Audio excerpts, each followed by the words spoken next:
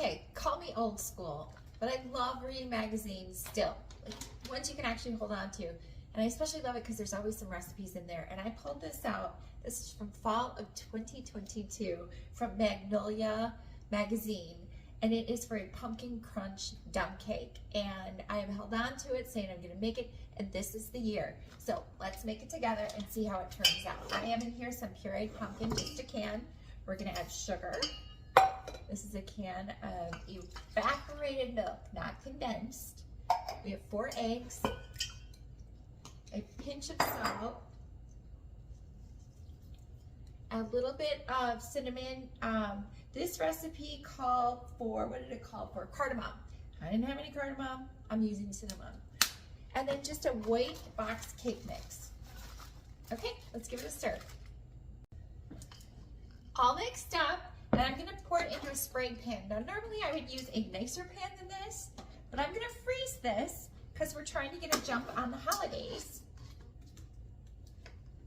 In the pan, now we're gonna top it. Here we have some just chopped up pistachios, okay? Then these are pepitas. These are roasted and salted. These are just the pumpkin seed kernels. It's looking really pretty, you guys. I can't wait to see how this turn out. 350-degree oven, preheated. And the last thing we're gonna add is some shredded coconut. If you're not a coconut fan, I suppose you could leave it out, but it actually really beautifully goes with this. All right, we're gonna stick it in the oven and we'll see you in about 40 minutes. I forgot one important thing, butter. Yeah, you cannot forget this. This calls for a bunch of butter on top. Once you get all, it's 2 sticks. Once you get all the butter, then you stick it in the oven.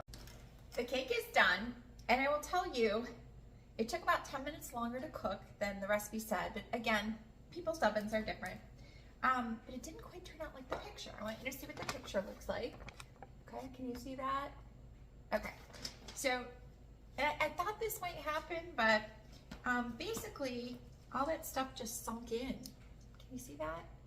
And so all the edges, it just kind of went boop. And so the edges have nothing. So what I think I'm gonna do, just to shush this up a little bit, I'm gonna actually top it with a little bit more coconut and fill in those blank spaces. Because it just isn't aesthetically pleasing like that one is. Maybe throw a few more pepitas on there. Okay, that looks better. Okay, I can live with that. Okay, so just that little bit extra, I would do that if I were you. So good luck trying this recipe. It actually smells delicious, and I bet it's gonna be delicious. So give it a try.